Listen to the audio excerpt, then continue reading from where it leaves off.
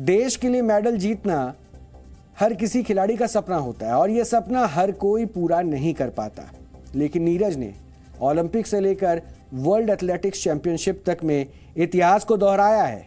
आपको यह समझना चाहिए कि एक खिलाड़ी के तौर पर अपने प्रदर्शन को बनाए रखने का नीरज पर कितना अधिक दबाव था और उस दबाव से निकलकर उन्होंने किस तरह भारत के लिए सिल्वर मेडल जीता। इसे समझने के लिए सबसे पहले आपको नीरज चोपड़ा को सुनना चाहिए।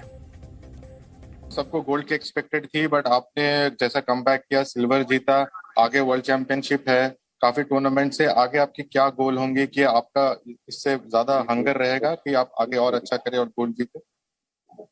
बिल्कुल जी, हंगर रहेगा और वो रहना जरूरी है।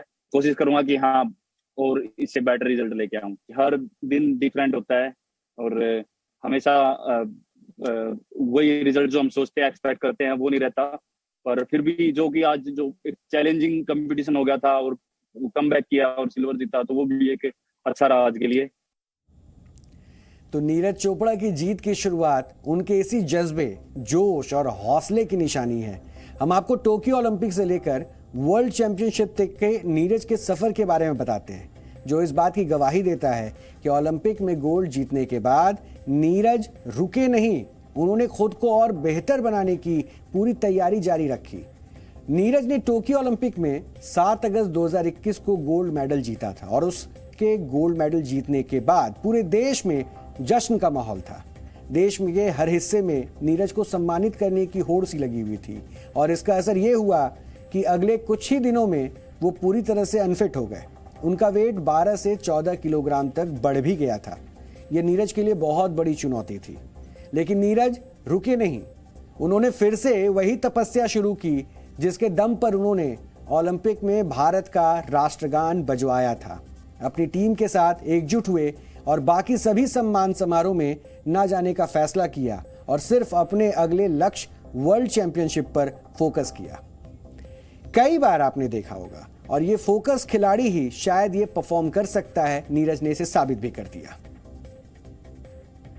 जब मैं ओलंपिक से आया था तो मैंने खाने पे कोई पाबंदी नहीं लगाई, मैंने सब कुछ खाया और मेरा वेट बहुत ज्यादा बढ़ गया था। मतलब अगर मैं बात करूं ओलंपिक्स की तो मेरा कम से कम भी 12 से 13 केजी वेट बढ़ गया था। जब मैं मतलब वहां से खेल के आया तो एकदम इतना ज्यादा माइंड पे सभी जगह मैं जा रहा था, सबसे मिल रहा था और नए नए आदमियों से मिला, अलग अलग सभी के क्वेश्चंस थे।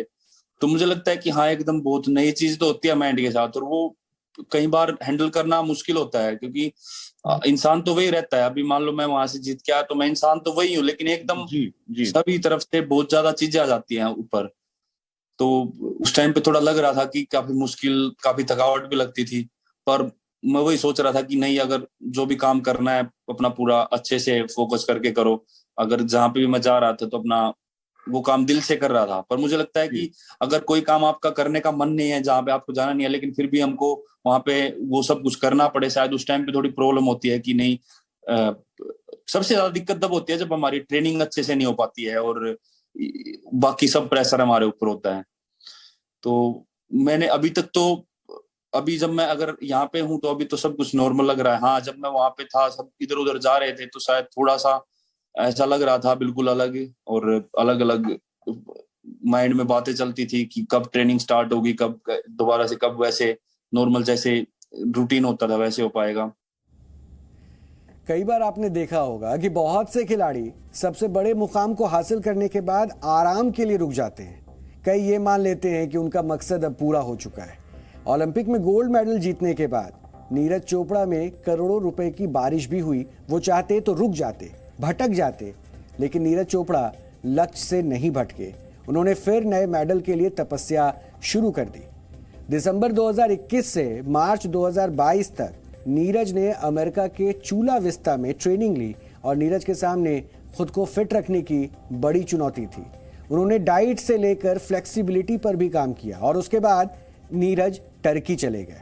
वहां भी उन्होंने करीब 2 महीने की कड़ी ट्रेनिंग ली। एक तरफ नीरज खुद को ट्रेनिंग में तपा रहे थे और दूसरी तरफ टर्की से लौटने के बाद उन्होंने फिनलैंड में कई टूर्नामेंट में हिस्सा लिया। इसका असर ये हुआ कि लगातार जून महीने में फिनलैंड में पावो नुम्री गेम्स में नीरज ने नया नेशनल रिकॉर्ड बना डाला। वहां उनका स्कोर रहा 89.3 मीटर। ये स्कोर उनके ओलंपिक गोल्ड मेडल के 87.58 से कहीं ज्यादा और बेहतर था। उसके बाद इसी महीने 1 जुलाई को स्वीडन के डायमंड लीग में नीरज ने अपने करियर का अब तक का सबसे बेहतरीन प्रदर्शन किया और 89.94 मीटर दूर भाला फेंक कर अपनी ही रिकॉर्ड को एक बार फिर से तोड़ दिया। उनकी यही तैयारी अमेरिका के वर्ल्ड चैंपियनशिप में भी काम आई और ये परफॉर्मेंस उनके सामने है। काफ़ी अच्छा लग रहा है, आज सिल्वर जीता है देश के लिए और अभी अगले साल फिर हमारी वर्ल्ड चैंपियनशिप में कोशिश करेंगे कि वहाँ पे वो इससे बेटर करें। और बहुत बहुत थैंक यू करता हूँ साई का, टॉप्स का, फेडरेशन का, हमारी गवर्नमेंट का, जिन्होंने मुझे इतना सपोर्ट किया और कोच दिया है, फॉरेन कोच है और बाहर ट्रेनिंग के लिए भेजा है और जिससे मैं हर कंपटीशन खेल सकता हूँ, बाहर के जो इंटरनेशनल कंपटीशन होते हैं। और आशा करता हूँ कि ऐसे ही हर स्पोर्ट्स में हमको सपोर्ट मिलता रहेगा और हमारा देश है जो और तरक्की करेगा स्पोर्ट्स में।